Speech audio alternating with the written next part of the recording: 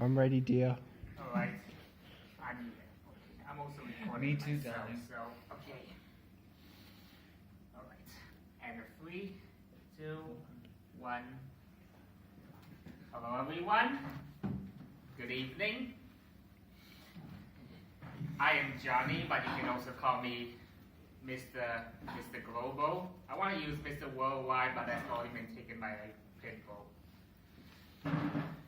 And right now, I'm here in Perth, which is also in Australia. And the thing about the Australian accent with famous people like Hugh Jackman and Steve Irwin, who goes like, "Crikey, danger, danger!" Although in my 5 years here in Australia, not once did I ever heard anyone say shrimp on the barbie. Okay.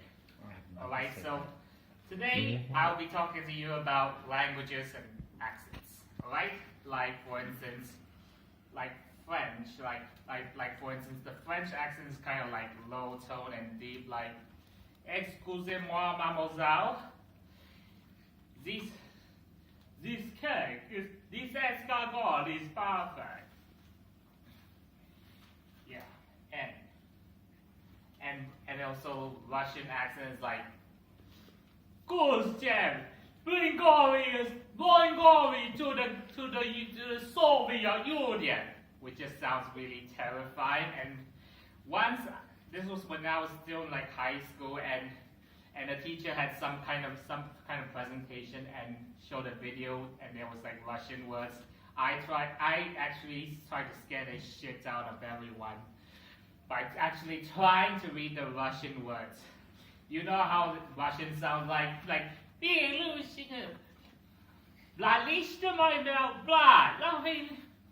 it sounds like you just play the video in reverse, really. And even the Russian accent just sounds really terrifying. Just anything, like saying "fluffy bodies hopping across the meadow," would sound like he's like a criminal, terrorist. Okay.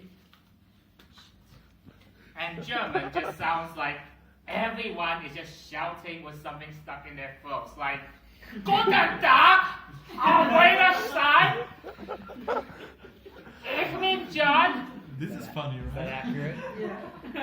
This was perfect, yeah. Okay, dude. Yeah, but okay. And Italian just sounds like, the Italian accent is like, they kind of like really high tone, and they're always like, this may sound really racist, but they like kind of move their hands around as they speak, like, "Hello, it's me, the Mario, it's my brother Luigi. He's driving a Ferrari, arrivederci." But now I also want to talk about languages. Like, not that yet. Sorry. What I meant to say is now I want to talk about American accents. Like, the Californian accent is like, "OM goodness, this kombucha is chillin'." And like Southern accent, like I heard this from, I learned this from a show called Fresh Off the Boat. And in the Southern accents, like, they're pretty sarcastic. They could be smiling at you like this, but when you turn around, bang. Well, oh shit. Although maybe they won't literally shoot you and stab you in the back, but still, they would still talk shit about you when you're not listening. And I'm from Malaysia, and we have the Malaysian accent, but that's something I want to save for the last, because that has the best stuff to talk about. Now I wanted to be talking about languages, like as we all know, as we are all familiar with English, mostly we might also know the confusion and what fuckery and whatnots in learning it. But try to compare the languages like French, German, Italian. Especially they have this thing, especially this appears in like most Western European languages, except English. Not sure if it appears in Irish, but yeah. They basically put a gender to everything.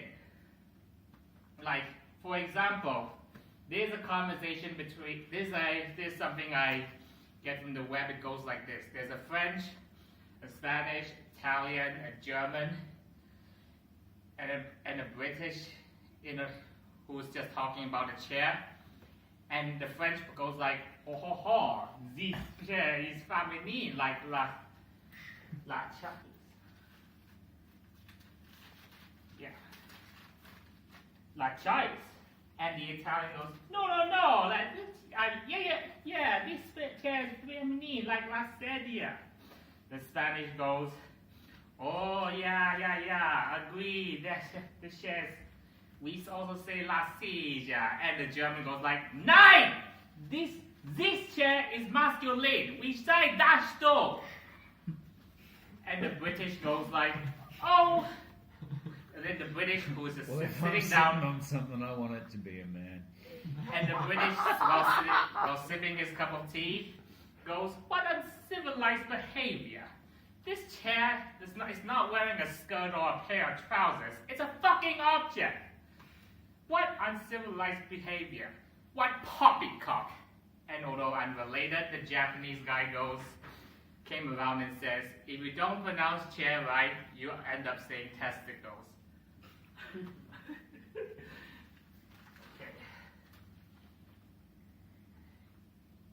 Okay. Now I would also want to talk about the Chinese languages. Like, I mean, the thing about it is, I mean, mostly you guys would just try to interchange Chinese and Mandarin, which is like a very wrong thing to do, because it's basically the same as taking English, French, Spanish, German, Italian, and so all those languages, and grouping all together into one language and calling it one language called European. Because Chinese is like Italian, basically they do. Not everyone understands each other when speaking, of course. Like in Italian, there's Venetian, there's Milano, and Tuscan, which is this normal Italian you're thinking about. Just like Italian, Chinese is also like different. Well, you will call it dialects. Like, for instance, the Chinese you're thinking about is called Mandarin, okay? And I mean, even Mandarin, there's different types of Mandarin spoken, like in China, I mean, more specifically in Beijing, they have something called the Beijing accent. We call Beijing Qiao, which in English would translate to the Beijing accent. They gotta go like very sophisticated tone, like, 这就是我们的中华民族国. They kind of have this very sharp tone. I mean, compared to people in Malaysia who speak Chinese a bit differently, like, 你要这样子啦. We're kind of like a more melodious version of Chinese, like Welsh is the English. Like, you know the farmer from Shaun the Sheep? I mean, he's like speaking gibberish all the time. He's like, what? He's like always speaking gibberish, honestly. Yeah, I mean, we even have different I mean, to a Beijing speaker, the Malaysian Chinese, although there's no actual name given to it, I would call it Mandarin. It's like Mandarin with an extra G inside.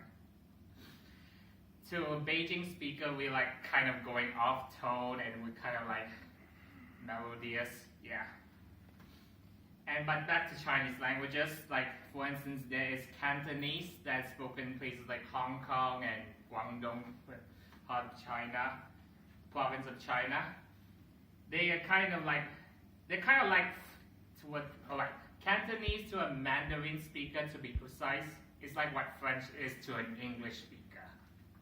Because they kind of like act sophisticated, classy, and they would rather speak to you in English if you can't like, you know, talk in their language perfectly.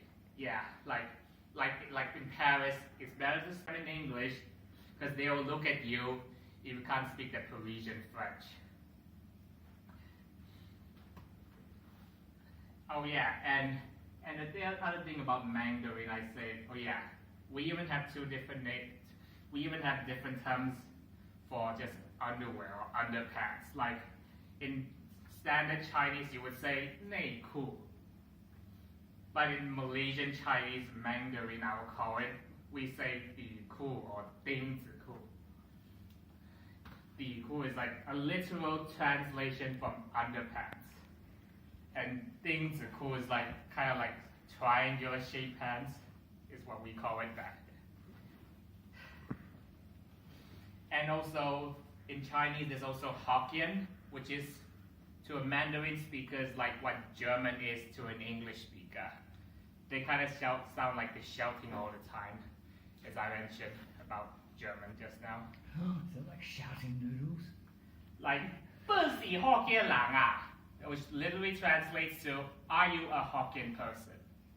And 不加爸爸啦, which means have you eaten rice? Yeah, like you know in Chinese culture, when we tell everyone to have a meal, we say eat rice. I mean, we do have words for breakfast, lunch, and dinner, but culturally, because rice is so part of our culture, we just use rice. We just say eat rice. Even though in actual fact we eat a lot more than just rice, really. Yeah.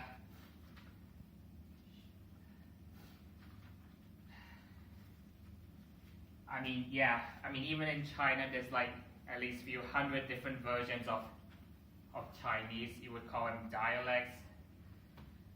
Right. Yeah. As I mentioned back when I was talking about the Malaysian English accent, there was like, all right.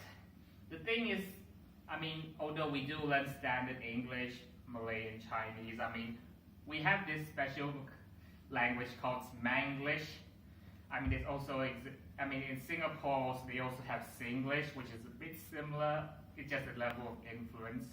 It's like Malay, the difference between Malay and Indonesian, where Indonesian has more like Dutch influence, and it's like, to me, it's like a stone version of Malay.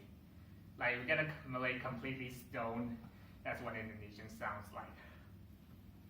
The thing is, when we speak, like, we kind of use the direct translation from whichever language that basically works the best. In other words, we're kind of efficient people, even though our government might say otherwise. Yeah, well, when you grow up learning 3 languages, from when you were from school, you have to you basically just choose whichever direct translation works the best. It kind of sounds like, hey, why you so like that one lah? Yeah, that's basically how we speak. Hey, you go stand faster lah. Yeah, like, being able to speak so many different languages, it's like having split personalities. Talk about it. Like, you know the movie Split? Imagine Split's Malaysian version, where instead of having like a different personality every time at different times of the day, at different times of the day he'll speak a different language. Like, for instance, at 12 o'clock he'll speak like Thai, like Sawadika, Kamnan Ma, and 1 o'clock, which will be very handy if you want him to get you pad Thai. And at 1 o'clock you speak like Tamil, like yeah. Talk about that. Would that be a good idea? Yeah. Yes, I'm talking to you, Hollywood, because, yeah, this should be a good movie idea, because now the girls have to figure out what times of the day they can actually understand what he's saying. I watched Once Upon a Time in Hollywood, and honestly, I came out and I was like, what the fuck did I just watch? Yeah, even the Wolf of Wall Street, it's caught up in the 1MBD scandals and stuff, but at least that has some fucking story in it. Well, take that, Hollywood. And yeah, thank you everyone. and have a good night.